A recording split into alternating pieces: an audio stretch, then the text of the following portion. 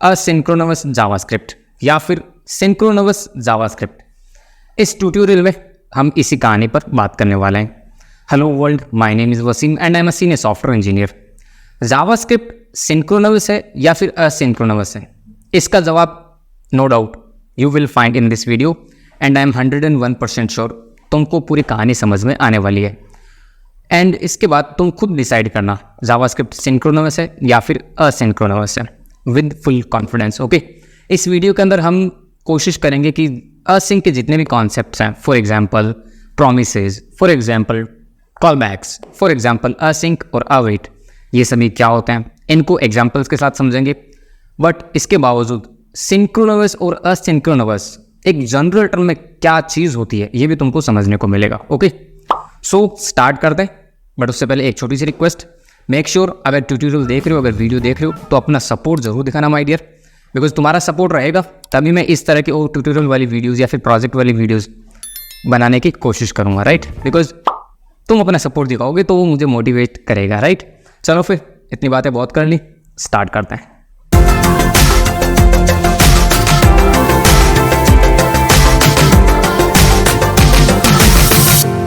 चलो स्टार्ट करें async JavaScript की कहानी। कुछ बुलेट पॉइंट्स मैंने लिखे हैं, जैसा कि मैं यूजुअली हर एक ट्यूटोरियल के अंदर लिखता हूँ। इसमें भी सेम अप्रोच को फॉलो करेंगे। प्रीरिक्विजिट जावास्क्रिप्ट के बेसिक्स आने चाहिए, नथिंग मोर देन दैट, ठीक है? असिंक जावास्क्रिप्ट को मैंने अलग से इसीलिए रखा है एक वीडियो के अंदर, बिकॉज ये थोड़ा लेंथी टॉपिक है, थोड़ा सा कंफ्यूजन वाला टॉपिक है। हो सकता है तुमको कुछ टॉपिक समझ में ना आए, या हो सकता है कि कुछ टॉपिक बहुत जल्दी समझ में आ जाए, तो धीरज रखना, ठीक है? समझ में आएंगे।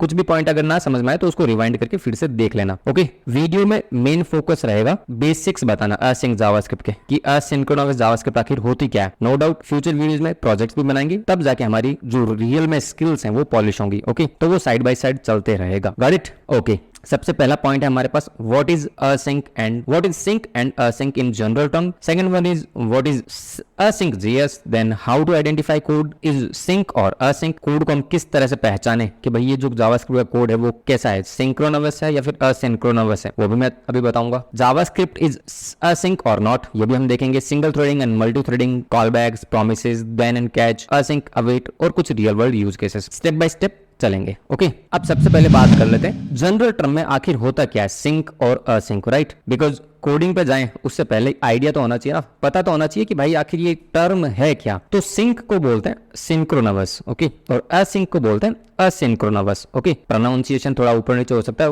We are Indians, right? Hindi में क्या मतलब होता है सिंक्रोनस का? समकालिक, और असिंक्रोनस का असमकालिक। बस जनरल नॉलेज के लिए बता रहा हूं, बाकी कोई खास फर्क नहीं पड़ता, ठीक है? अब सिंक्रोनस आखिर होता क्या है? सिंक्रोनस का देखो सिंपल सा मतलब है एक के बाद दूसरा, दूसरे के बाद तीसरा, तीसरे के बाद चौथा। मतलब हम कोई ऐसे काम करें जो कि एक के बाद दूसरा होगा, दूसरे के बाद तीसरा होगा, तीसरे के बाद चौथा होगा, स्टेप बाय स्टेप होगा, ठीक है? और असिंक्रोनस का सिंपल सा मतलब है कि भाई तुम एक के साथ चारों काम कर लो, या फिर चाहो तो एक के साथ 40 काम कर लो, कोई तुमको पूछने वाला नहीं है, ठीक है? सिंपल सा मतलब है। एग्जाम्पल के साथ समझाओ, ठीक है? सबसे पहले सिंक का एग्जाम्पल देख लेते हैं। इमेजिन करो तुम्हारे पास एक बुक है, ठीक है? हमारे पास एक बुक है भाई, फॉर एग्जांपल एक कहानी की बुक है। अब उस कहानी की बुक को तुम चाहो तो एक एक पैराग्राफ छोड़ के पढ़ लो, चाहो तो एक एक पेजेस छोड़ के पढ़ लो, बट ऐसे पढ़ने का कोई सेंस रहेगा? तुमको कुछ समझ में आएगा? नहीं आएगा, राइट? तुमको अगर कोई कहानी पढ़नी है तो तुमको line by line, paragraph wise paragraph, pages wise pages पढ़ने पड़ेंगे। मतलब ये कि तुम एक लाइन के बाद ही दूसरी लाइन पे जा सकते हो, दूसरी लाइन के बाद तीसरी लाइन पे जा सकते हो, अगर तुमको वो कहानी समझनी है तो। Getting my point? तो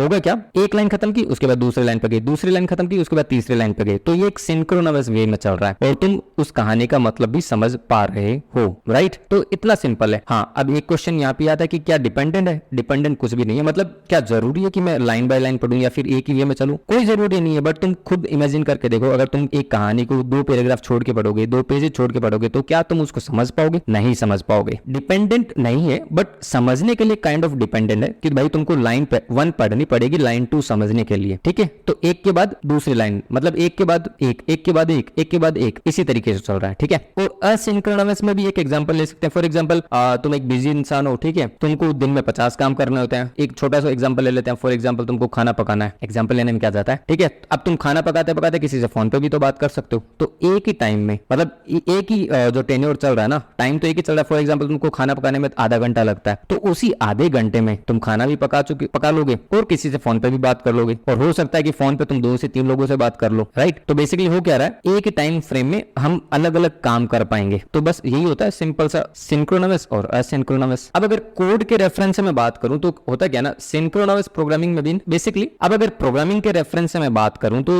बेसिकली सिंक्रोनस प्रोग्रामिंग में कोड एक के बाद एक सीक्वेंस में एग्जीक्यूट होता है, ठीक है। अगर एक टास्क कंप्लीट होने तक दूसरा टास्क स्टार्ट नहीं होता, बेसिकली यही कि भाई एक काम खत्म होगा उसी के बाद दूसरा काम शुरू होगा, तब तक वो जो कोड है वो एग्जीक्यूशन को रोक के रखता है, मतलब दूसरे वाली लाइन को रोक के रखता है, ठीक है। इस तरह का जो कोड होता है, जो कोड की एग्जीक्यूशन होती है वो स्टेप बाय स्टेप होता है, ठीक है। और एक टास्क के कंप्लीट होने के बाद ही दूसरा नेक्स्ट जो भी टास्क है वो शुरू होता है। तो ये सिंपल सा सिंक्रोनस प्रोग्रामिंग हो गया। और असिंक्रोनस प्रोग्रामिंग में क्या होता है, बेसिकली कोड एक साथ मल्टीपल टास्क को हैंडल कर सकता है, वो हम देखेंगे किस तरीके से करता है। कोड एग्जीक्यूशन का जो ऑर्डर होता है वो प्री डिफाइन नहीं होता कि भाई पहले ये टास्क चलेगा, पहले ये कोड एग्जीक्यूट होगा, बाद में ये होगा, ऐसा कुछ भी नहीं होगा, ठीक है। क्योंकि टास्क जो होता है ना वो सारे साथ साथ चल रहे होते हैं, कॉन्करेंट ऑर्डर में चल रहे होते हैं, ठीक है। एसिंक्रोनस प्रोग्रामिंग का इस्तेमाल तब होता है जब लॉन्ग रनिंग टास्क को परफॉर्म करना होता है, ठीक है। फॉर एग्जांपल डेटा फेच करना हो किसी थर्ड पार्टी सर्वर से, यूजर इंटरेक्शंस करना हो, ठीक है, एनिमेशंस का कुछ काम करना हो, तो ये कुछ इनके एग्जांपल्स हैं। चलो एक काम करता हूं, थोड़ा सा रूबरू करवा देता हूं तुमको मैं सिंक्रोनस और असिंक्रोनस के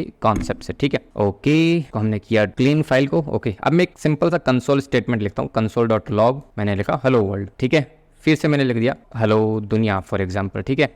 रन हो रहा है ऑटोमेटिक, इंस्पेक्ट एलिमेंट करके देखता है। ये जो कोड है इसको बंद कैसे करेंगे यार, मिनिमाइज नीचे कर देते हैं, हमें तो कंसोल पे जाना था ना, elements then console, hello world hello दुनिया।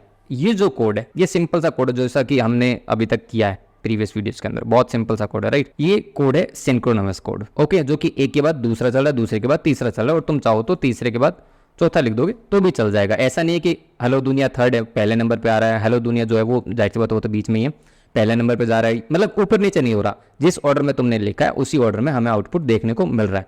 तो ये कौन सा कोड हुआ, ये कोड हुआ कौन सा, सिंक कोड हुआ, ठीक है। अब हम चलते हैं असिंक की तरफ। इसको मैं डिलीट तो नहीं, चलो पढ़ा रहने देते हैं, कोई प्रॉब्लम होगी तो डिलीट कर देंगे, ठीक है।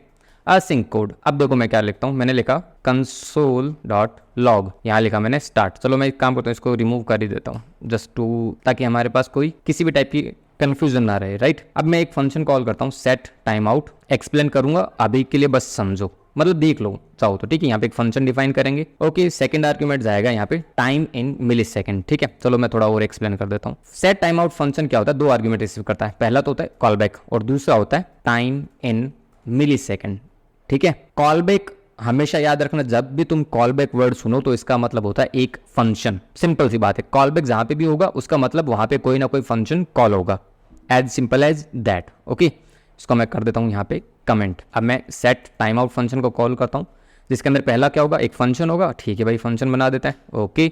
सेकंड आर्गुमेंट क्या होगा, टाइम इन मिली सेकेंड, मैं यहाँ पे रख देता हूँ 2000 का मतलब होता है 2 सेकंड। 10,000 लिख दोगे तो 10 सेकंड, 20,000 लिख दोगे तो 20 सेकंड, यू नो दैट, ठीक है। बस सेव करना है, ओके। अब हमें क्या करना है, इस फंक्शन के अंदर आना है। यहाँ पे मैं एक स्टेटमेंट लिखता हूँ कंसोल डॉट, चलो यहाँ नहीं लिखते, फॉर एग्जाम्पल मैं लिखता हूँ कहाँ पे, console.log, यहाँ लिखता हूँ एंड, ठीक है। सेव किया, रन किया तो देखो तुम्हारे सामने 2 लाइन का कोड दिख रहा है, आउटपुट देखो console.log में स्टार्ट और एंड आ रहा है, कोई चेंज नहीं है। अब मैं क्या करता हूँ, फंक्शन के अंदर आता हूँ, यहाँ पे लिखता हूँ console.log hello from set time out. Save करते हैं, रन करते हैं, देखो आउटपुट क्या आया, कोई चेंज नहीं है, बट अभी देखते जाओ, ये देखो क्या आया, hello from set time out, 2 second के बाद आया। अगर मैं इसको 1 से कर दूंगा तो फिर से रीलोड हुआ, स्टार्ट और एंड और hello from set time out, मतलब ये कि लाइन नंबर 7 का जो कोड है वो थर्ड नंबर पे आ रहा है, तो कोई ऑर्डर डिसाइड नहीं हुआ। तो ये जो जहां पे भी सेट टाइम आउट, ये बेसिकली असिंक कोड की निशानी है, ठीक है। आगे बताऊंगा जब हम उस टॉपिक पे आएंगे ना कि कैसे पहचाने कि कोई कोड असिंक है या फिर सिंक है। अभी के लिए बस ये समझो, इस तरह से चलती है असिंक और सिंक की दुनिया, ठीक है। अब हम देखते हैं व्हाट इज असिंक जेएस, कि आखिर असिंक जावास्क्रिप्ट होता क्या है, राइट। बेसिकली असिंक जावास्क्रिप्ट एक प्रोग्रामिंग कॉन्सेप्ट है, थोड़ा सा ध्यान से सुन लेना, बिकॉज 2 से 3 मिनट तक मैं तुमको पकाऊंगा, ठीक है, बट बहुत काम की बात बताऊंगा, ठीक है। तो बेसिकली असिंक जावास्क्रिप्ट एक प्रोग्रामिंग कॉन्सेप्ट है जो जावास्क्रिप्ट में यूज होता है, नो डाउट। इसका मेन मकसद टास्क को साइमल्टेनियसली एक साथ हैंडल करके कोड को इफिशियंट और रेस्पॉन्सिव बनाने में मदद करना होता है, ठीक है। एक बात, अब असिंक कोड का इस्तेमाल कैसे होता है कैसे नहीं, कुछ यूज केसेस हैं, काफी सारे होते हैं वैसे तो, वो देखेंगे हम। बेसिकली होता क्या, वेब एप्लीकेशन में जब हम यूजर से इंटरेक्शन या डेटा फैच करते हैं, ठीक है, मतलब यूजर से इंटरेक्शन करते हैं या कोई कहीं से किसी थर्ड पार्टी एपीआई से डेटा फैच करते हैं, ठीक है, तब असिंक प्रोग्रामिंग का इस्तेमाल काफी होता है। समझ में आया? आई बिलीव नहीं आया होगा, बट बने रहो वीडियो के साथ, तुमको आगे जाते जाते आई एम 100% श्योर वीडियो के एंड तक तुम बिल्कुल कॉन्फिडेंट रहोगे असिंक जावास्क्रिप्ट के साथ। ओके, असिंक प्रोग्रामिंग एक लॉन्ग रनिंग टास्क है, जैसे कि data fetching, file uploading, animation और नेटवर्क रिक्वेस्ट को हैंडल करना आसान हो जाता है बेसिकली असिंक प्रोग्रामिंग के थ्रू। ओके, असिंक प्रोग्रामिंग से यूजर एक्सपीरियंस काफी सुधर जाता है, नो डाउट, ठीक है, क्योंकि कोड एक टास्क के कंप्लीट होने का इंतजार में नहीं रुका रहता बेसिकली, बल्कि अगले टास्क पर मूव हो जाता है। वो अभी हमने देखा भी है, जो 2 सेकंड वाला एग्जांपल देखा, अभी जस्ट हमने देखा था। अगर नहीं देखा तो वापस पीछे जाओ। ओके, अब बात आती है क्यों इंपॉर्टेंट है, तो वो भी देख लेते हैं। अब बेसिकली मॉडर्न वेब एप्लीकेशन में यूजर्स फास्ट और रेस्पॉन्सिव एक्सपीरियंस एक्सपेक्ट करते हैं, नो डाउट। तुम खुद सोच के देखो, अगर कोई वेब एप्लीकेशन फास्ट नहीं होगी तो क्या हम उसको यूज करेंगे? कभी नहीं करेंगे, राइट? अगर कोड असिंक्रोनस होता तो स्लो टास्क के लिए कोड एग्जीक्यूशन रुक जाता, जिससे यूजर एक्सपीरियंस खराब हो जाता है, राइट? असिंक प्रोग्रामिंग से स्लो टास्क बैकग्राउंड में चल सकते हैं। स्लो मतलब जो टाइम टेकिंग टास्क होते हैं उनको बैकग्राउंड में चला दो, क्या दिक्कत है? और यूजर को बोलो भाई आगे का काम करो, राइट? और यूजर इंटरेक्शन को ब्लॉक नहीं करता बेसिकली, ठीक है? कैसे काम करता है ये भी समझ लेते हैं। असिंक जावास्क्रिप्ट में हम टास्क को ना नॉन ब्लॉकिंग तरीके से हैंडल करते हैं, सिर्फ समझ लो, आगे तुमको धीरे धीरे समझ में आएगा, बस अभी सुनो मेरी बात, ठीक है? असिंक जावास्क्रिप्ट में हम टास्क को नॉन ब्लॉकिंग तरीके से हैंडल करते हैं, यानी एक टास्क कंप्लीट हो रहा हो तो दूसरा टास्क शुरू हो सकता है, समझ गए? कॉल बैक, प्रोमिसेस और असिंक अवेट जैसी काफी टेक्निक्स का इस्तेमाल किया जाता है इन सबको हैंडल करने के लिए, जिनको हम देखेंगे अभी, ठीक है? चलो अब एक एग्जांपल भी बता देता हूं। चलो मैं एग्जांपल तुमको लाइव दिखाता हूँ। फॉर एग्जांपल हमारे पास मेरे ख्याल से गूगल ड्राइव मैंने ओपन करके रखा, ये गूगल ड्राइव का लिंक है, ठीक है? इसको मैंने किया ओपन। अब मैं यहाँ पे एक वीडियो अपलोड करने जा रहा हूँ, ये मैंने वीडियो ड्रैग एंड ड्रॉप मार दी। अब ये देखो, ये असिंक प्रोग्रामिंग का एग्जांपल है, ये वीडियो बिहाइंड द सीन, मतलब राइट बॉटम में तुमको दिख रहा है ना, ये अपलोड हो रही है। क्या मैं दूसरी वीडियो अपलोड कर सकता हूँ? बिल्कुल कर सकता हूँ। तो ये दोनों वीडियो अब एक लूप में चल रही है असिंक वे में। तुम चाहे जिस फोल्डर पे जाओ, कहीं पे भी जाओ, बट वो अपलोडिंग जो है वो चलती रहेगी। मैं जहां पे भी मूव करूं, मैं स्पैम में मूव कर सकता हूँ, मैं ट्रैश फोल्डर में मूव कर सकता हूं, बट अपलोडिंग नहीं रुक रही। Getting my point? मैं ट्रैश को ब्लैंक क्लीन भी कर सकता हूं, डिलीट फॉरएवर। अब वो देखो वीडियोस अपलोड हो चुकी है अपनी जगह, राइट? अब मैं वापस बैक करके उसी जगह पे जा सकता हूं जहां पे मेरी वीडियोस थी। ये देखो, ये दोनों वीडियो अपलोड हो गई। तो ये एक रियल टाइम एग्जांपल हो गया। गूगल ड्राइव तुमको कभी नहीं बोलेगा कि नहीं मैं पहले वीडियो अपलोड करने का वेट करूंगा, उसके बाद ही तुम किसी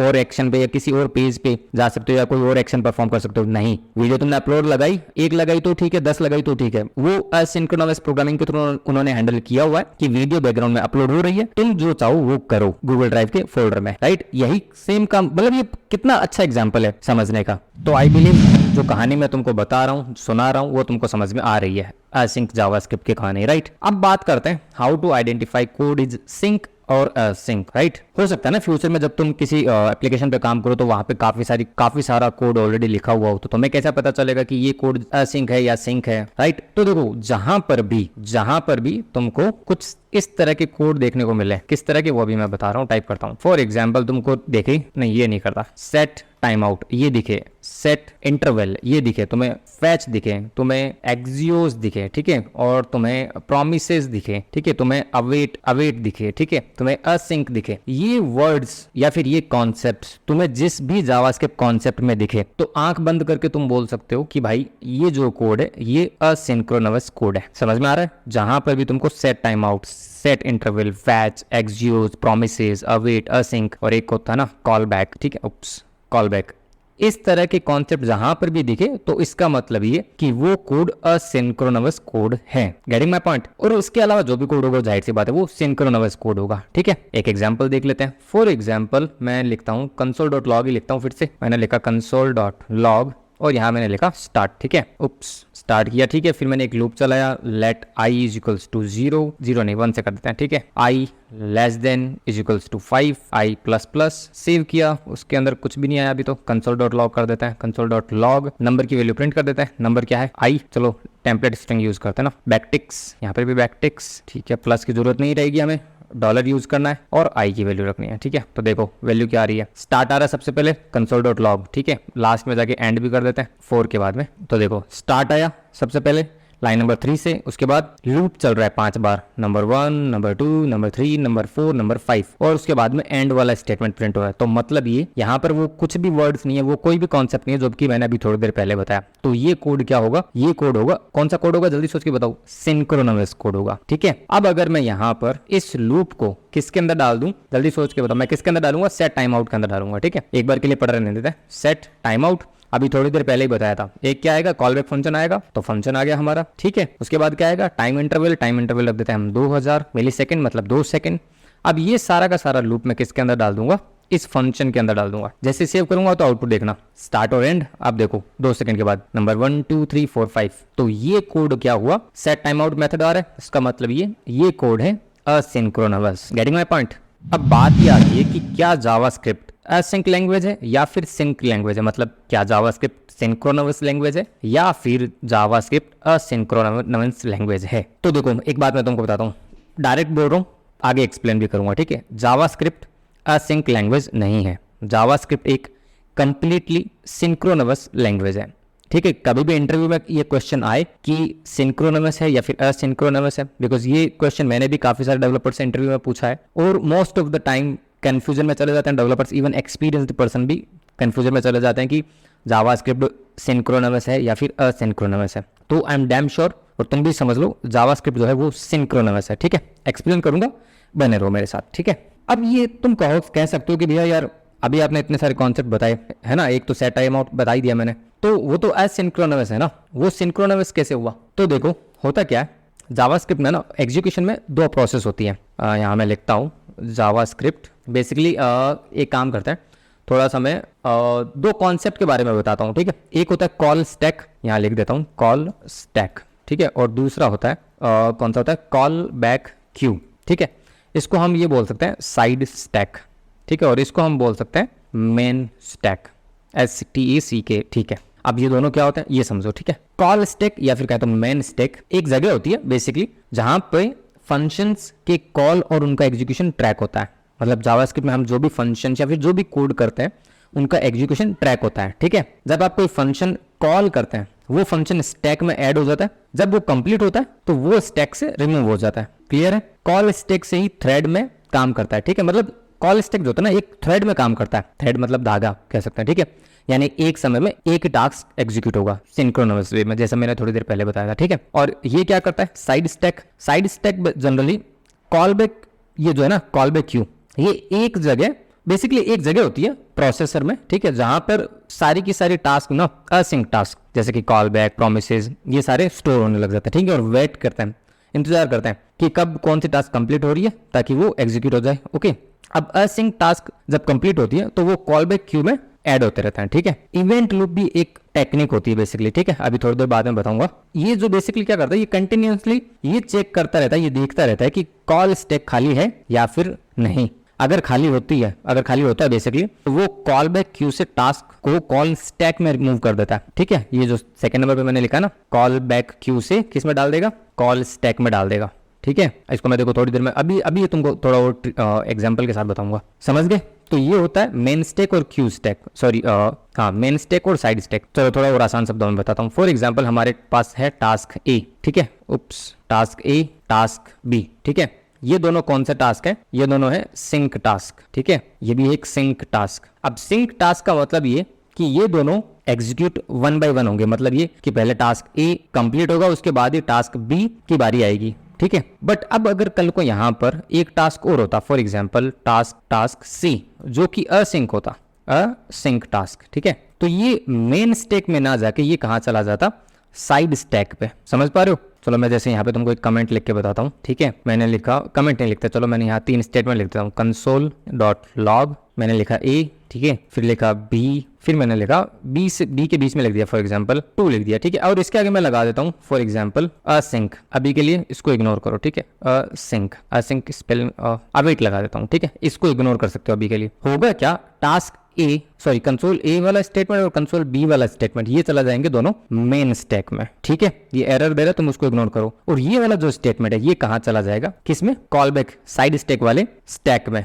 क्यों, क्योंकि वो एक असिंक टास्क है। होगा ये कि जैसे ही वो टास्क कंप्लीट होगा ठीक है, मतलब जो वेटिंग टाइम होगा ना, जनरली होता है कि असिंक टास्क में वेट करना पड़ता है एग्जीक्यूशन को, कि कितना टाइम लगेगा हमें नहीं पता होता। फॉर एग्जांपल अगर हमें किसी एपीआई को कॉल करना है, फॉर एग्जांपल हमें कॉल करना है गूगल एपीआई को, जनरली हम जैसे वो करते हैं ना, log in with Google, log in with Gmail, या फिर log in with outlook, log in with Microsoft, कई सारे प्लेटफॉर्म पे ये सारे ऑप्शन आते हैं हमारे सामने। तो हम जब कंटिन्यू विद जीमेल करते हैं तो हम वहां पर जाके हमारा अकाउंट सेलेक्ट करते हैं और वो ऑटोमेटिक हमें जीमेल के अकाउंट से एंटर होने देता है कोई भी प्लेटफॉर्म, हमें पासवर्ड डालने की जरूरत नहीं रहती, राइट। तो ये सारे इस टाइप के जो प्रोसेस होती है वो किधर मूव हो जाती है, साइड स्टैक पे। क्यों? क्योंकि अभी जीमेल से रेस्पॉन्स आया नहीं है, अभी आउटलुक से रेस्पॉन्स आया नहीं है। जब रेस्पॉन्स आएगा, यूजर की डिटेल हमारे पास आ जाएगी, तो वो ऑटोमेटिक वो टास्क फिर कहाँ चला जाएगा, मेन स्टैक में। अब आगे का काम तुम कर सकते हो। समझ में आ रही है कहानी?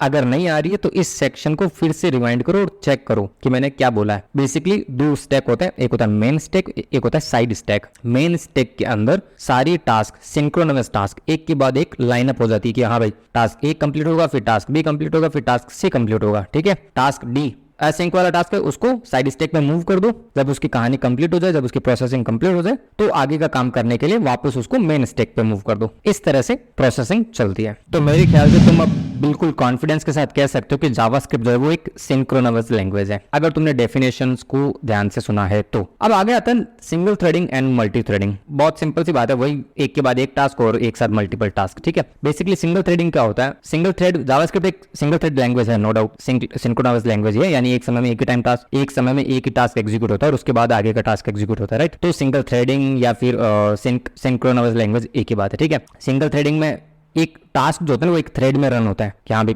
पहला टास्क, फिर दूसरा टास्क, फिर तीसरा टास्क, मतलब जो आगे के टास्क है वो पहले वाले टास्क के कंप्लीशन पे वेट करते हैं, उसके बाद ही उनकी बारी आती है, राइट। और मल्टी थ्रेडिंग में एक साथ ही सारे रन होने लग जाते हैं। कब कौन कंप्लीट होगा, मतलब कौन सा टास्क कब कंप्लीट होगा, we do not have any idea, right. समझ गए? चलो एक एग्जांपल देख लेते हैं। मैंने लिखा console.log, यहाँ फिर से लिखा मैंने स्टार्ट, ठीक है। एक और console.log करता हूँ, मैंने यहाँ पे लिख दिया एंड, ठीक है। नो डाउट वी नो कोई भी यहाँ पे असिंक का कोड नहीं है, इसका मतलब ये एक सिंक्रोनस लैंग्वेज है। मैं फिर से एक लूप चलाता हूँ, i इज इक्वल्स टू 1 से i less than equal to 5, फिर i प्लस प्लस console.log कर देते हैं। console.log फिर से नंबर को मैंने टेम्पलेट स्ट्रिंग को यूज करते हुए नंबर कोलन $i सेव किया। तो वी नो दैट कि हमारे सामने क्या डेटा आ रहा है, सिंक्रोनस वे में स्टार्ट नंबर 1 to 5 और एंड आ रहा है, राइट। ये सिंक्रोनस कोड है। अब इसी के अंदर अगर मैं असिंक कोड डाल दूं तो मैं अगेन सेट टाइम आउट को यूज करूंगा। पहला फंक्शन यू नो दैट पहला फंक्शन होगा जो कि कॉल बैक फंक्शन होगा। दूसरे नंबर पे आएगा एक आर्ग्यूमेंट जो कि नंबर इन सेकंड होगा, मिली सेकंड, राइट। इसमें मैंने लिखा 2000। अब मैं यहाँ पर फॉर एग्जांपल लिख देता हूँ, इसी लूप को चला देते हैं, ठीक है। यहाँ पे कट किया मैंने, यहाँ पे पेस्ट कर दिया। इसके बाद मैंने एक और सेट टाइम आउट लिखा, कॉपी पेस्ट किया और इसको मैं चलाऊंगा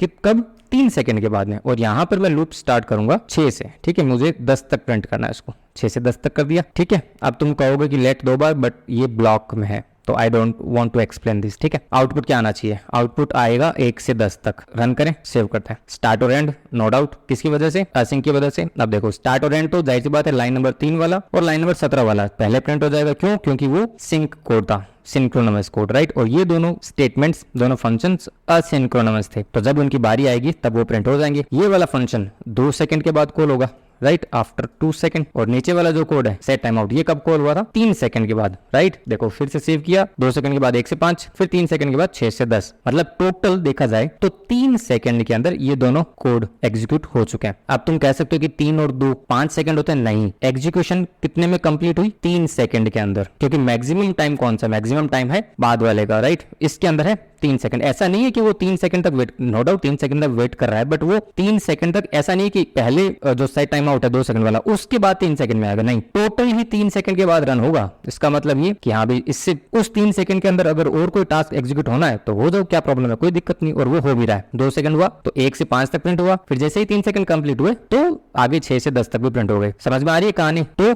स्टार्ट और एंड इतने क्विक थे सिंक्रोनस वे में, तो वो किधर मूव हो गए थे? स्टार्ट में ही मेन स्टैक में। और ये दोनों टास्क किधर मूव हो गए थे? साइड स्टैक में। जैसे ही 2 सेकंड कंप्लीट हुए तो ये हाथों हाथ किधर मूव हो गए? मेन स्टैक में। फिर जैसे ही 3 सेकंड कंप्लीट हुए तो ये console.log किधर मूव हो गया? मेन स्टैक में। Getting my point? तो इस तरह से single threading and multi threading होती है जावास्क्रिप्ट में। असिंक जेएस की कहानी में आगे बढ़ते हैं और नेक्स्ट टॉपिक पिक करते हैं कॉल बैक। अभी तक के जितने भी कॉन्सेप्ट मैंने बताए थ्योरेटिकल थे बेसिकली, बट कॉन्सेप्ट समझना बहुत ज्यादा जरूरी था। ठीक है, अब मेन कॉन्सेप्ट आ रहे हैं लाइक कॉल बैक्स, प्रोमिसेस, इनको ध्यान से समझना। ठीक है, एक्सप्लेन भी करूंगा तो मेरे शब्दों को थोड़ा ध्यान से सुनना, समझना, और डेमो पर्पज से जो मैं कोड कर रहा हूं उसको भी समझने की कोशिश करना। I am here to explain you, don't worry. Okay, अब कॉल बैक क्या होता है? तुमने अगर वीडियो को ध्यान से देखा है अभी तक तो तुमको पता है कॉल बैक क्या होता है। खुद से पूछो। कॉल बैक एक फंक्शन होता है। अभी हमने सेट टाइम आउट के अंदर भी देखा था, एक फंक्शन ही पास किया था। सेट टाइम आउट खुद क्या था? एक फंक्शन ही था, जिसके अंदर हमने एक और फंक्शन पास कर दिया था, एक call back function. Call back मैं बार बार बोल रहा हूँ, क्या समझ रहे हो? कॉल बैक से हिंदी मतलब निकालो ना। कॉल बैक मतलब मुझे वापस कॉल करो एक टाइम के बाद, या फिर एक इवेंट के बाद, या फिर कुछ होने के बाद। अब सेट टाइम आउट में जाहिर सी बात है वो 2 सेकंड या 5 सेकंड के बाद कॉल होता है, मतलब एक टाइम इंटरवल के बाद। और असिंक के जितने भी मेथड हम देखेंगे तो हर एक कॉन्सेप्ट में कुछ एक्शंस के बाद में, कुछ काम होने के बाद में वो कॉल बैक फंक्शन कॉल होता है। कॉल बैक सिंपल सी बात है, मतलब वो फंक्शन हमें वापस कॉल करना है, भूलना नहीं उस फंक्शन को। ठीक है, अब कॉल बैक एक तरह का फंक्शन होता है, ठीक है, जो एक फंक्शन को आर्ग्यूमेंट के रूप में रिसीव करता है और उसे एग्जीक्यूट करता है। समझ में आ रहा है? अभी मैं छोटा सा कोड भी करके दिखाऊंगा, डोंट वरी। ठीक है, उसको एग्जीक्यूट करता है जब कोई स्पेसिफिक इवेंट या टास्क कंप्लीट हो जाता है। मतलब ये कि जो फंक्शन हमने एज ए आर्ग्यूमेंट रिसीव किया उसको कब रन करेंगे? एक सर्टेन टाइम के बाद या फिर सर्टेन इवेंट के बाद। कुछ भी स्पेसिफिक इवेंट हो सकता है। ठीक है, कॉल बैक का इस्तेमाल, कॉल बैक का यूज असिंक्रोनस ऑपरेशंस में होता है, जैसा मैंने तुमको थोड़ी देर पहले बताया, जैसे कि data fetching and all. Okay, अब बात आती है कि क्यों यूज होता है, राइट? तो बेसिकली कॉल बैक का जो इस्तेमाल है ना, कॉल बैक का इस्तेमाल मेनली असिंक कोड में होता है, नो डाउट, जहां पे हमें वेट नहीं करना पड़ता, इंतजार नहीं करना पड़ता। बस अभी हमने थोड़ी देर पहले एक छोटा सा एग्जांपल देखा था। बाकी जब टास्क कंप्लीट हो जाएगा तो उसका एग्जीक्यूशन, उसको भी एग्जीक्यूट करना ही होता है, राइट? चलो एक काम करते हैं, अब एक छोटा सा एग्जाम्पल देख लेते हैं। ठीक है, मैं क्या बनाऊंगा? एक सिंपल सा फंक्शन बनाऊंगा। Function, spelling mistake, function calculate sum, user defined function है। ठीक है, जिसके अंदर 2 आर्गुमेंट रिसीव होंगे, ए और बी, और एक तीसरा आर्गुमेंट रिसीव होगा कॉल बैक फंक्शन के रूप में। ठीक है, कमेंट डाल देते हैं, एक सिंपल फंक्शन जो 2 आर्गुमेंट का सम कैलकुलेट करेगा। ठीक है, ओके, फिर क्या करेंगे? एक फंक्शन बनाएंगे, कॉल बैक फंक्शन होगा, जो कि नो डाउट यहाँ पे रिसीव हो रहा है ना आर्गुमेंट, तो कॉल बैक फंक्शन डेफिनेशन। ठीक है, फंक्शन होगा कॉल बैक वाला होगा show result, for example show result. ठीक है, शो रिजल्ट में एक आर्गुमेंट भी हमें मिलेगा रिजल्ट, ठीक है, उसको हम शो कर देंगे। ओके, तीसरा फंक्शन क्या होगा? तीसरा कोई फंक्शन थोड़ी ना होगा, फंक्शन की कॉलिंग होगी ना, function call with call back. ठीक है, अब सबसे पहले फंक्शन कॉल करेंगे हम, कौन सा वाला? कैलकुलेट सम वाला। तो कैलकुलेट सम वाला कॉल कर लेते हैं। इसके अंदर 3 आर्गुमेंट पास होंगे, नंबर फॉर एग्जांपल 10, 5, और तीसरा क्या होगा? तीसरा होगा एक फंक्शन। हमारा फंक्शन कौन सा होगा यहाँ पे? Show result. समझ में आ रहा है? अभी देखो एग्जीक्यूशन देखना, सेव नहीं करूंगा अभी मैं, अदरवाइज वहां पे तुमको एरर देखने को मिलेगी। ठीक है, अब कैलकुलेट सम फंक्शन जब कॉल होगा, ठीक है, तो यहाँ पे उसे 3 आर्गुमेंट मिल जाएंगे, ए में 15, बी में 5, फंक्शन स्पेलिंग सही है हाँ, और कॉल बैक में क्या मिलेगा? Show result, right? एक काम करता हूँ, पहले मैं console.log करके दिखाता हूँ तुमको कॉल बैक में क्या आ रहा है। कॉल बैक, ठीक है, सेव किया तो देखो अभी क्या आ रहा है? Show result. अरे यार कहाँ चला गया? कंसोल। यहाँ पे शो रिजल्ट ही आ रहा है, पूरा का पूरा फंक्शन देखने को मिल रहा है ना, क्योंकि ये फंक्शन क्या है? ब्लैंक है। यहाँ पे console.log कर देते हैं, console.log मैंने लिख दिया, रिजल्ट सम लिख देते हैं, सम। देन टेम्पलेट स्ट्रिंग को यूज कर रहे हैं तो dollar break curly braces and result. ठीक है, तो देखो जो कोड तुम यहाँ लिख रहे हो फंक्शन की डेफिनेशन में, कॉल बैक वाले फंक्शन में, वो एज इट इज तुमको यहाँ देखने को मिल रहा है console.log में। क्यों देखने को मिल रहा है? बिकॉज ये जो शो रिजल्ट फंक्शन है ये हमने एज ए आर्ग्यूमेंट पास कर दिया किस फंक्शन में? कैलकुलेट सम में। ठीक है, और उसी को हमने console.log किया, एज सिंपल एज दैट। ठीक है, अब हमें क्या करना है? अगर हम इसको कमेंट कर देते हैं तो कुछ भी आउटपुट देखने को नहीं मिल रहा। अब हम कैलकुलेशन कर लेते हैं सम की, तो कॉन्स्ट सम के अंदर a प्लस बी कर लेते हैं। ठीक है, अब अगर मैं यहीं console.log कर दूं सम की वैल्यू, तो नो डाउट हमें देखने को मिलेगी 20, 15 और 5 20 होते हैं, वी नो दैट। बट हमें आउटपुट यहाँ नहीं दिखाना ना, आउटपुट तो हमें यहाँ दिखाना, तो ये फंक्शन हमें कॉल करना पड़ेगा। तो क्या मैं अब इसको ऐसे कॉल करूं? शो रिजल्ट हो जाएगा, वी नो दैट, आउटपुट तो आ ही रहा है, बट ये सही तरीका नहीं है। हम इस फंक्शन को एज ए आर्ग्यूमेंट पास कर रहे हैं यहाँ पे, राइट? तो इस फंक्शन को कॉल करने के लिए हमें कॉल बैक यूज करना है, जो कि हम यहाँ पास कर रहे हैं, और इसको एक फंक्शन बना देना है। इसके अंदर तुमको क्या पास कर देना? सम। देखो आउटपुट क्या आया। बेसिकली ये कॉल बैक क्या है? ये पूरा का पूरा फंक्शन है, इस फंक्शन को तुमको कॉल करना है। ठीक है, तो सेम यही वर्ड यहाँ पे यूज करो जिस आर्ग्यूमेंट में तुमने रिसीव किया, और वो पैरामीटर पास कर दो जो कि तुमको यहाँ रिजल्ट में दिखाना है। तुम इसको चाहो तो सी भी कर दो, सी सी बी, ठीक है, यहाँ पे भी तुमको सी बी करना पड़ेगा, सेव आउटपुट सेम है। ऐसा नहीं कि कॉल बैक ही वर्ड यूज करना, नो, बट कॉल बैक इसलिए कर रहे हैं क्योंकि हम कॉन्सेप्ट कॉल बैक पढ़ रहे हैं और आगे जाके जब काम करेंगे कॉल बैक्स का तो नेमिंग कन्वेंशन हमेशा वैसे ही यूज करना चाहिए जिससे हमें वो चीज समझ में आ सके। समझ रहे हो उस चीज को, ये कैसे काम कर रही है, थोड़ा ध्यान से समझो, ठीक है। मैंने अच्छे से एक्सप्लेन किया, अगर नहीं समझ में आया तो फिर से रिवाइंड करो, पीछे जाओ, 2 मिनट की सेक्शन है ये, पीछे जाओ और उसको रिपीट करो, ठीक है। तो बहुत सिंपल सा एग्जांपल है, एक एग्जांपल और देख लेते हैं। चलो मैं इसको कर देता हूँ कमेंट, इस console.log को कमेंट कर देता हूँ ताकि आउटपुट ना दिखे, ठीक है। ओके, एक कमेंट डालते हैं यहाँ पे। कमेंट क्या डालें, कमेंट की जरूरत है, एग्जाम्पल 2 कर देते हैं फॉर एग्जाम्पल, ठीक है। ओके, अब मैं क्या करता हूँ, एक और फंक्शन बना रहा हूँ, फंक्शन परफॉर्म सिंक टास्क, ठीक है। डिफाइन करेंगे जो कि सिर्फ और सिर्फ एक आर्गुमेंट रिसीव कर रहा है, कॉल बैक आर्गुमेंट ही होगा, बनाएंगे अभी हम। ओके, उसके बाद क्या करना है, कॉल बैक फंक्शन को डिफाइन करना है, कॉल बैक कप नहीं, कॉल बैक फंक्शन डेफिनेशन, ठीक है। फंक्शन डेफिनेशन क्या होगा, आफ्टर टास्क कंप्लीट। ये डेमो पर्पज यार, तुम कहोगे क्या ये एग्जाम्पल दे रहा है, वसीम भी है ना, बट तुम समझ सकते हो, मुझे सिंपल से सिंपल रखना है एग्जाम्पल्स को जिससे तुमको समझ में आए। Function call with call back, इसको अलग मुझे पहले बताना चाहिए था, बट कोई बात नहीं, तुम समझ रहे हो मेरी बात को, ठीक है। अब हमें फंक्शन कॉल करना है, कौन सा वाला फंक्शन कॉल करना है, परफॉर्म असिंक टास्क। इस पे भी एक कमेंट डाल देते हैं, एक असिंक टास्क जहां पे सेट टाइम आउट को हम कॉल करेंगे का इस्तेमाल होगा, ठीक है। अभी हम करेंगे, चलो कर ही लेते हैं। सेट टाइम आउट, सिंटेक्स पे हमें नहीं जाना, इसने एरो फंक्शन बना दिया, उसको हम यूज नहीं करेंगे, या कर लेते हैं, कोई दिक्कत नहीं है, ठीक है। सेट टाइम आउट के अंदर हम क्या प्रिंट करने वाले हैं, console.log में हम लिखेंगे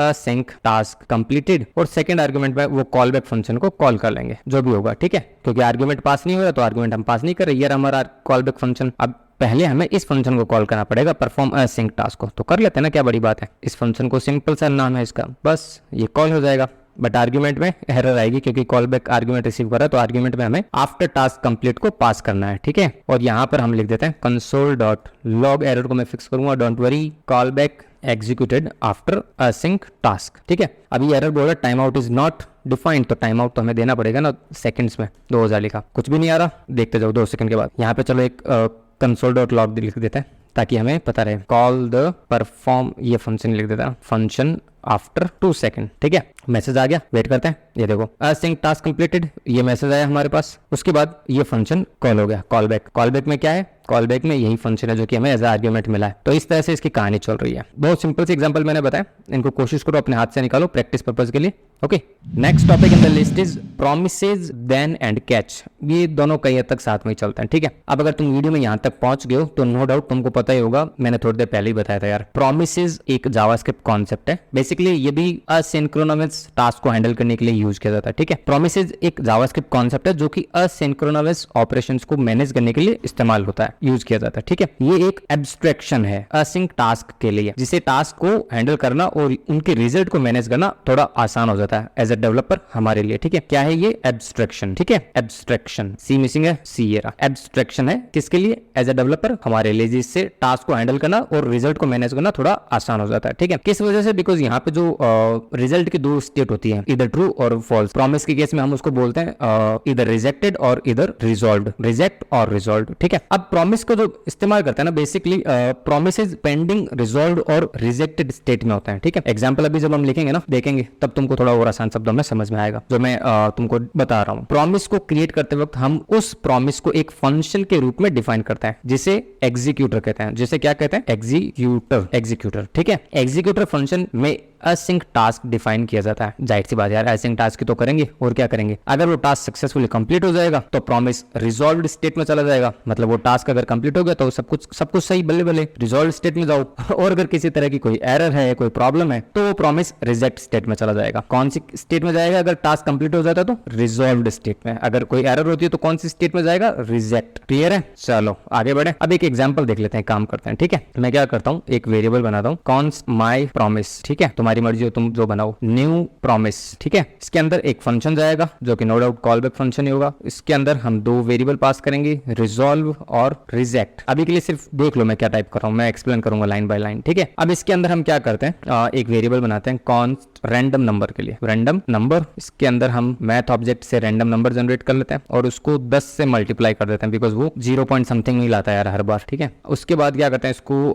कॉन्स्ट नम कर देते हैं और मैथ डॉट फ्लूर को यूज करते हुए डेसिमल वैल्यू को रिमूव कर देना, मतलब राउंड ऑफ कर लेते हैं नंबर को हम, ठीक है, राउंड ऑफ हो जाएगा। ओके, अब क्या करते हैं, बस ये चेक कर लेते हैं कि वो जो नंबर है अगर वो नंबर 10 से बड़ा है तो रिजॉल्व स्टेट में चला जाए और नंबर की वैल्यू पास हो जाए एज ए पैरामीटर, एल्स किस में चला जाए, रिजेक्ट में चला जाए। और क्या चला जाए उसमें, फॉर एग्जाम्पल रैंडम सिर्फ लिख देते हैं ना, नंबर इज लेस देन, ठीक है, सेव किया एंड इसको इग्नोर पर भी इसको फिक्स करेंगे क्योंकि टास्क कंप्लीट हुआ नहीं है, ठीक है। यहाँ पे कमेंट डाल देते हैं एक सिंपल प्रॉमिस एग्जाम्पल, ठीक है। अब हमें क्या करना पड़ेगा, अब मैं जो कर रहा हूँ ना वो थोड़ा ध्यान से देखना। पहले तो मैं कमेंट डालता हूँ, प्रॉमिस का स्टेट और स्टेटस नहीं यार, स्टेट्स का हैंडल का मैनेजमेंट या हैंडलिंग वॉट, ठीक है। उसके लिए देखो मैं क्या करूँ, मैंने वेरिएबल कौन सा लिया है, माई प्रॉमिस। अब मैं लगाऊंगा डॉट देन। अब यहाँ पे मैं एक और फंक्शन लिखूंगा, फंक्शन, और इसके अंदर हमें क्या मिलेगा, रिजल्ट मिलेगा। मैं एक्सप्लेन करूंगा, डोंट वरी, बस बने रहो मेरे साथ, ठीक है। Curly bracket start and close किया, यहाँ पे मैंने लिख दिया console dot log promise resolved with result what, result जो कि हमें आर्गुमेंट में मिल रहा है, ठीक है। और अगर ये देन में नहीं जाए तो ये कहाँ चला जाएगा, कैच में जाएगा। यहाँ पे भी एक फंक्शन मिलेगा हमें जो कि आर्गुमेंट रिसीव करेगा, एरर, ठीक है। यहाँ पे कंसोल डॉट लॉग में लिख देंगे हम प्रॉमिस रिजेक्टेड विद एरर, जो भी एरर हमारे पास आ रही है वो हम यहाँ प्रिंट कर देंगे, ठीक है। अब देखो आउटपुट क्या आ रहा है, promise rejected with error, number is less than 10। मैं इसको रीलोड करता हूँ, अभी भी रिजेक्ट में जा रहा है, अभी भी रिजेक्ट में जा रहा है, अभी भी रिजेक्ट में, हर बार रिजेक्ट में जा रहा है। तो नंबर ग्रेटर देन 10 कभी मिल ही नहीं रहा उसको। अभी एक काम करता हूँ, मैं इसको कमेंट कर देता हूँ और नंबर मैनुअली डाल देता हूँ 15, ठीक है। अब देखो किसमें गया, प्रॉमिस रिजॉल्व, और किसके अंदर गया, 15 आउटपुट हमें देखने को मिल रहा है। अब देखो मैं हर एक लाइन को पहले तो चलो ये एक बार दोबारा ट्राई कर लेते हैं, रैंडम नंबर से हमें मिलता है कि वैल्यू, इसको मैं 4 कर देता हूँ फॉर एग्जांपल, 4 से ज्यादा तो मिल जाना चाहिए, आई एम डैम श्योर। आ गया ना, देखो रिजल्ट आ रहा है और नंबर लेस देन में भी जा रहा है, ठीक है। अब देखो मैं एक्सप्लेन करता हूँ लाइन बाय लाइन, ठीक है। प्रॉमिस क्या हो रहा है, लाइन नंबर 4 समझो, एक वेरिएबल बनाया जो कि काइंड ऑफ एक ऑब्जेक्ट बन जाएगा, किसके लिए, इस वाले ये क्या है, न्यू प्रॉमिस क्या है, तुम यहाँ पे ये कह सकते हो ना भैया, न्यू प्रॉमिस क्या है। न्यू प्रॉमिस यहाँ पर एक कंस्ट्रक्टर फंक्शन है। कंस्ट्रक्टर फंक्शन हमेशा न्यू कीवर्ड के साथ ही जाएगा, अगर मैं तुम हटा दोगे उसको तो एरर आ जाएगी, ठीक है। तो इसी वे में इसको यूज करना है, न्यू देन प्रॉमिस। तुम कहोगे कि भैया जनरली तो हम न्यू के साथ क्लासेस के ऑब्जेक्ट बनाते हैं, बिल्कुल बनाते हैं, ये मैं तुमको एक्सप्लेन करूंगा जब हम ऑब्जेक्ट ओरिएंटेड प्रोग्रामिंग के कॉन्सेप्ट देखेंगे ना जावास्क्रिप्ट के साथ, तब एक्सप्लेन करूंगा। अभी इस वीडियो को वो पार्ट नहीं है, अभी के लिए इसको इग्नोर करो, बस ये समझो कि प्रॉमिस को कुछ इस तरीके से ही बनाया जाता है, ठीक है। ओके, अब प्रॉमिस के अंदर नो डाउट कॉलबैक, तो कॉलबैक क्या होता है, कॉलबैक एक फंक्शन ही होता है। इस फंक्शन के अंदर हमें 2 आर्गुमेंट मिलेंगे, रिजॉल्व एंड रिजेक्ट, ठीक है। जनरली होगा क्या, होगा ये कि ये प्रॉमिस या तो रिजॉल्व स्टेट में जा सकता है या फिर रिजेक्ट स्टेट में जा सकता है, ठीक है। अब इस प्रॉमिस के अंदर आकर हम कुछ नहीं कर रहे, इसके अंदर आकर हमने एक रैंडम नंबर बनाया जो कि नो डाउट यहाँ पर 1 पॉइंट समथिंग, मतलब 0 पॉइंट समथिंग में वैल्यू लाता है, उसको हमने 10 से मल्टीप्लाई कर दिया तो वो 4 3 5 इस तरीके का बन जाएगा, वो भी डेसिमल में। तो फ्लोट फंक्शन को यूज करते हुए हमने उसको राउंड ऑफ कर लिया। एक इफ स्टेटमेंट लगाया कि भाई अगर वो नंबर की वैल्यू ग्रेटर देन 5 है तो रिजॉल्व कॉल हो जाए, ठीक है, जो कि हमें यहाँ पे मिल रहा है, ठीक है। और अगर नंबर की वैल्यू ग्रेटर देन 5 नहीं है तो एल्स में जाएगा और वहां पे रिजेक्ट वाले को कॉल कर देगा और ये मैसेज पास हो जाएगा। ये प्रॉमिस स्टेटमेंट है, ठीक है। ओके, अब प्रॉमिस के साथ वही होता है ना कि स्टेट्स को हमें हैंडल करना होता है कि या तो वो स्टेट जो है वो या तो ट्रू होगी, मतलब या तो रिजॉल्व हो जाएगी, या फिर रिजॉल्व नहीं होगी, मतलब रिजेक्ट हो जाएगी। तो वो कुछ इस तरीके से किया जाता है। जो भी आपके प्रॉमिस का वेरिएबल है जिसमें आपने असाइनमेंट किया है सारा, तो उसके साथ डॉट लगाओ और देन को यूज करो, जो मैंने यहाँ पे लिखा है ना रीडमी में, देन एंड कैच, ये यही है, ठीक है। प्रॉमिस डॉट देन सेव नहीं करूंगा अभी के लिए, ठीक है। सेव करते ही तो वो फिर से नेक्स्ट लाइन पे चला जाएगा। ये कुछ इस तरीके से चलता है, ठीक है। प्रॉमिस डॉट देन, अब इस देन के अंदर हमें फिर से एक फंक्शन कॉल किया है, ठीक है। फंक्शन के अंदर हमने क्या पास कर दिया, रिजल्ट, ठीक है। अब रिजल्ट, सॉरी, ये फंक्शन कॉल होगा, कब कॉल होगा, यहां से कॉल होगा, रिजल्ट रिजॉल्व से, ठीक है। और ये रिजॉल्व में हमें क्या मिल रहा है, रिजल्ट मिल रहा है ना, ये नंबर बेसिकली यही कि ये वाला जो आर्गुमेंट है देन वाला, ये कब कॉल होगा, जब यहां से ये वाला पार्ट एग्जीक्यूट होगा। समझ में आ रहा है, मैं कोशिश कर रहा हूं तुमको आसानी से समझाने की, ठीक है। तो जैसे ही होगा क्या, तो यहाँ तो हमने ये प्रॉमिस डिफाइन कर दिया, अब इसका नीचे वाला पार्ट हम हैंडल कर, तो प्रॉमिस का लॉजिक तो तुम समझ गए। अब मैं क्या करता हूँ, नीचे आता हूँ और इसकी हैंडलिंग एक्सप्लेन करता हूँ। मतलब बेसिकली हैंडलिंग क्या, जो प्रॉमिस की स्टेट्स की हैंडलिंग है वो एक्सप्लेन करता हूँ, ठीक है। थोड़ा सा इस कोड को वापस प्रीवियस लाइन में ले आता हूँ ताकि हमें सब कुछ सेम।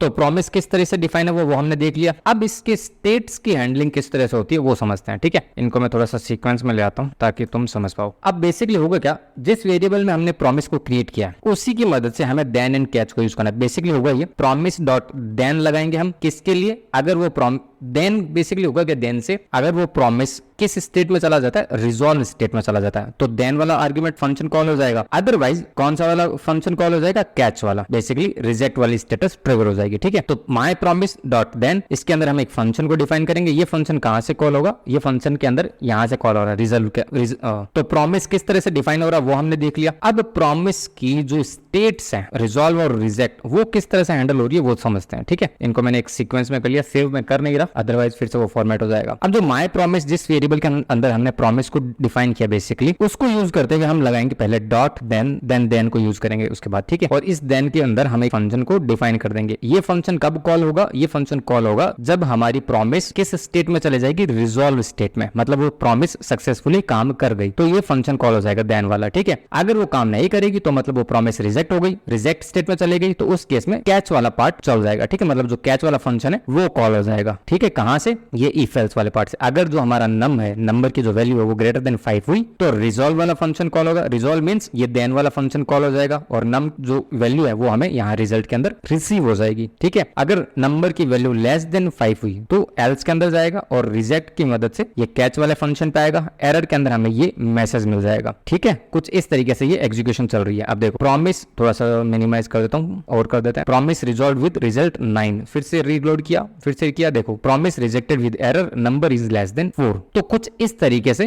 प्रोमिसेस काम करती हैं। साथ ही साथ प्रोमिसेस के कुछ बेनिफिट्स के बारे में भी बता देता हूँ। प्रोमिसेस जनरली असिंक कोड को स्ट्रक्चर और नो डाउट रीडेबल बनाता ही बनाता है। इसके अलावा जो होता है ना चेंजिंग मल्टीपल असिंक ऑपरेशन, इसके अलावा नो डाउट प्रोमिसेस को यूज करने के काफी बेनिफिट्स तो हैं। उनमें से एक लाइक कोड को वेल डिफाइंड थोड़ा सा स्ट्रक्चर वे में रीडेबल बना देता है एज ए डेवलपर हमारे लिए। एरर हैंडलिंग भी नो डाउट इंप्रूव हो जाती है, राइट। तो बहुत अच्छा कॉन्सेप्ट है, यूज करना बनता है। अच्छा, अगर प्रोमिसेस को एरो फंक्शंस के साथ यूज करना हो तो यार क्या बड़ी बात है, वो तो कर ही सकते हैं ना। एरो फंक्शन के साथ यूज करना कोई बड़ी बात थोड़ी है। फॉर एग्जांपल ये फंक्शन है यहाँ पे प्रॉमिस की डेफिनेशन पे, तो यहाँ से फंक्शन की वो रिमूव करो और यहाँ पे बस एरो लगा दो, ये एरो फंक्शन बन गया। ठीक है, यहाँ पर तुम जहाँ पर रिजल्ट और एरर को रिसीव करो देन एंड कैच में, यहाँ पर भी ये फंक्शन को रिमूव करो। ठीक है, और डायरेक्ट एरो फंक्शन लगा दो, दैट्स इट। यहाँ से भी ये फंक्शन रिमूव करो। ठीक है, आर्ग्यूमेंट हमें डायरेक्ट रिसीव हो जाएंगे। सी आउटपुट मिल रहा है, फिर से रीलोड करो, कोई चेंज नहीं है, मतलब आउटपुट तो वैसा का वैसा है ना। एरो फंक्शन एक मैकेनिज्म है, मतलब ES6 का नया फीचर है, तो यूज करना आना चाहिए। कंफ्यूजन में मत रहना, जितनी ज्यादा नो डाउट कंफ्यूजन में रहोगे अगर प्रैक्टिस नहीं करोगे तो। ठीक है, अब ES6 के फीचर्स देख रहे हो, जावास्क्रिप्ट पढ़ रहे हो, तो माय डियर ये कॉन्सेप्ट तो तुमको पढ़ने पड़ेंगे। ठीक है,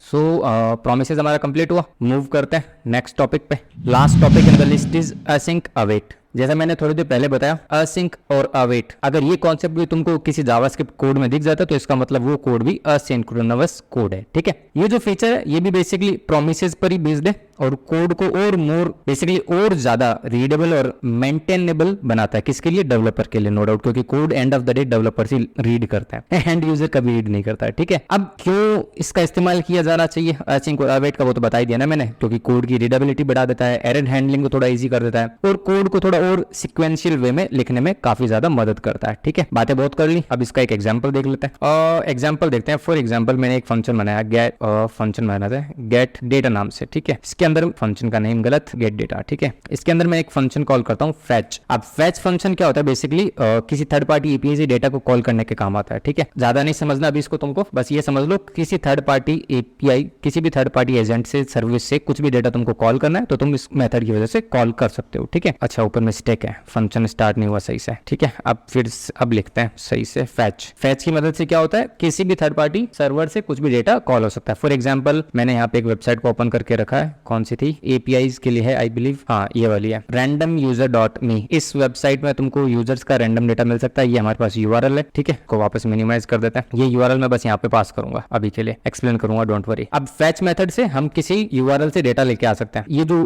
फैच एक्सियोस सब क्या होता है, ये पैकेजेस या फिर फंक्शंस हैं एपीआईज को कॉल करने के लिए। ठीक है, जब मैं एजेक्स पढ़ाऊंगा ना अगली 1 या 2 वीडियो के अंदर, कोशिश करूंगा जल्दी रिकॉर्ड करूं, तब इसका भरपूर यूज करेंगे। ठीक है, अभी के लिए बस ये समझो कि फैच एक मेथड होता है जो कि थर्ड पार्टी रिक्वेस्ट के लिए काम आता है। अब इसका जो रिजल्ट आएगा वो हम स्टोर कर लेते हैं रिजल्ट में, क्या बोलते हो भाई। ठीक है, और console.log कर लें, console.log करके देख लेते हैं रिजल्ट को।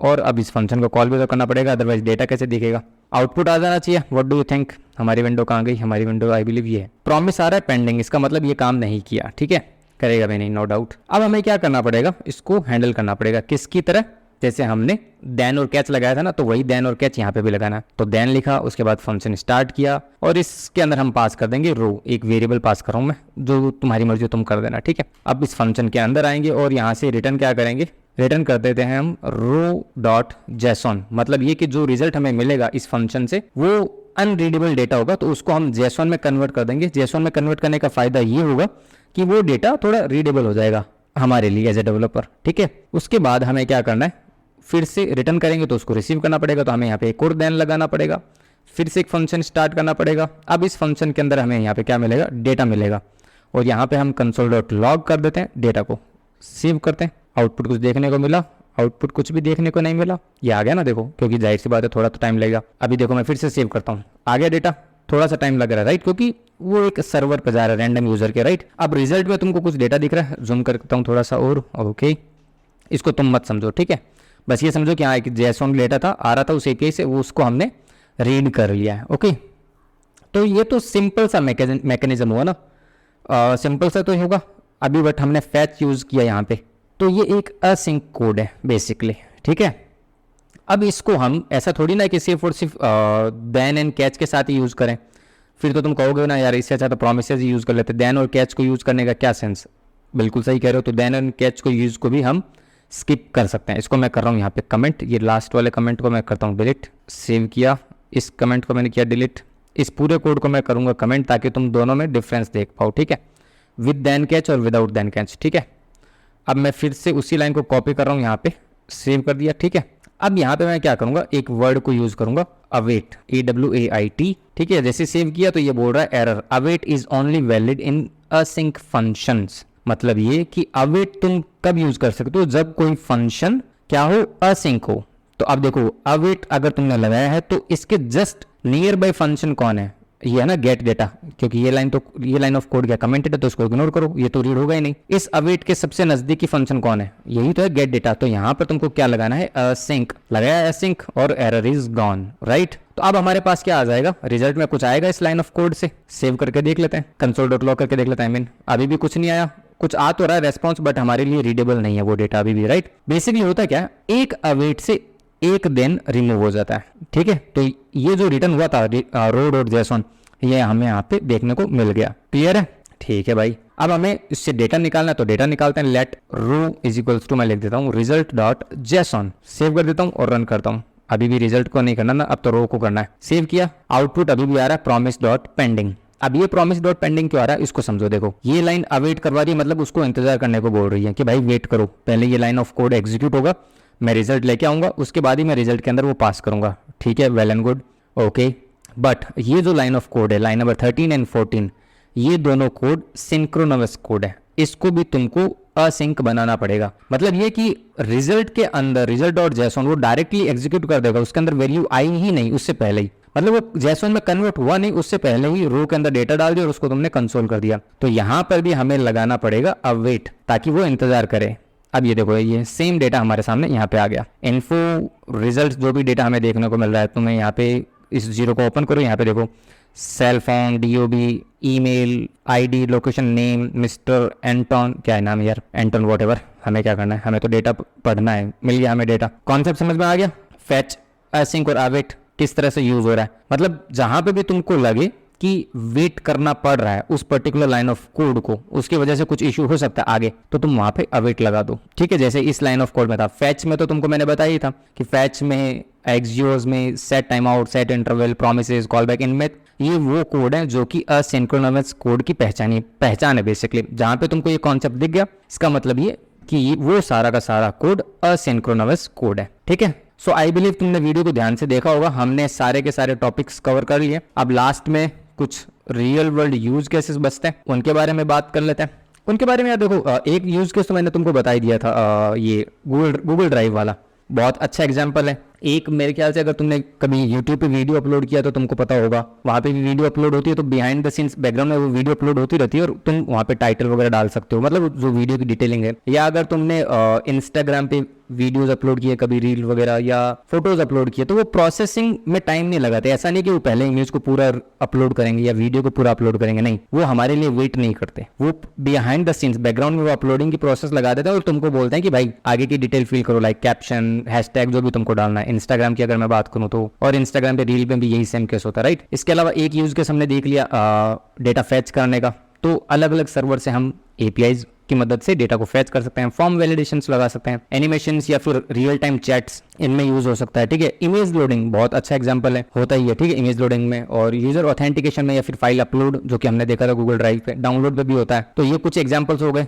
ठीक है, real case, real world examples. इसी के साथ साथ अगर मैं बात करूं कि कौन से टेक्नोलॉजीज में इनका यूज होता है, तो नो डाउट जावास्क्रिप्ट का फीचर है। तो Node.js जब तुम फ्यूचर में कभी जाके पढ़ोगे या फिर पढ़ रहे हो, तो Node.js के अंदर भर के इसका यूज होगा, इन कॉन्सेप्ट का, असिंक्रोनस प्रोग्रामिंग का, सर्वर साइड प्रोग्रामिंग में, ठीक है। नोड में काफी ज्यादा यूज होगा, रिएक्ट और Vue.js में इनमें काफी ज्यादा यूज होगा, Express.js में जो कि मर्न स्टैक या फिर मीन स्टैक के अंदर आ जाता है, उनमें तो होगा ही होगा, ठीक है। Ajax में होता है, Electron.js, आई डोंट नो तुमने सुना है कि नहीं सुना, उसमें होता है, रिएक्ट नेटिव में होता है, Socket.io, मतलब ये काफी सारे टूल्स एंड टेक्नोलॉजीज है जहां पर असिंक्रोनस प्रोग्रामिंग का भरपूर उपयोग किया जाता है, ठीक है। सो वीडियो का भी यहीं एंड करते हैं। I believe, I am sure 40 से 45 मिनट की ये वीडियो बन जाएगी जब मैं इसकी एडिटिंग करने बैठूंगा। So that's it for this video. अब अगर तुम वीडियो में यहाँ तक बने हुए हो मेरे साथ, तो मेक श्योर अपना वैल्यूएबल फीडबैक सपोर्ट के तौर पर नीचे कॉमेंट सेक्शन में जरूर लिख कर जाना। मतलब यार इससे मुझे थोड़ा प्रोत्साहन मिलेगा, थोड़ा मोटिवेशन मिलेगा कि हाँ मुझसे भी लोग सीख रहे हैं। अपना वैल्यूएबल फीडबैक, लाइक जो मेरे लिए काइंड ऑफ फीडबैक हो, मेरे लिए जो इंप्रूवमेंट वाला पार्ट हो, अगर तुम्हारे दिमाग में कुछ है ऐसा तो तुम शेयर कर सकते हो। अपने दोस्तों के साथ ये वीडियो शेयर कर सकते हो। अगर तुमको वैल्यूएबल लगी, तुमको मेरा पढ़ाया हुआ समझ में आया, तो तुम उनके साथ ये वीडियो और प्रीवियस जो जावास्क्रिप्ट के वीडियोस अगर तुम फॉलो कर रहे हो तो वो भी शेयर कर सकते हो। मतलब यार इसी वे में तुमको अपना सपोर्ट दिखाना, बिकॉज तुम सपोर्ट दिखाओगे तो मुझे मोटिवेशन मिलेगा इस तरह की और वीडियोस बनाने को, right. Because to be honest बहुत टाइम लगता है वीडियोस बनाने में। Okay, so on this note video को क्लोज करते हैं। I will see you in the next one. Bye bye.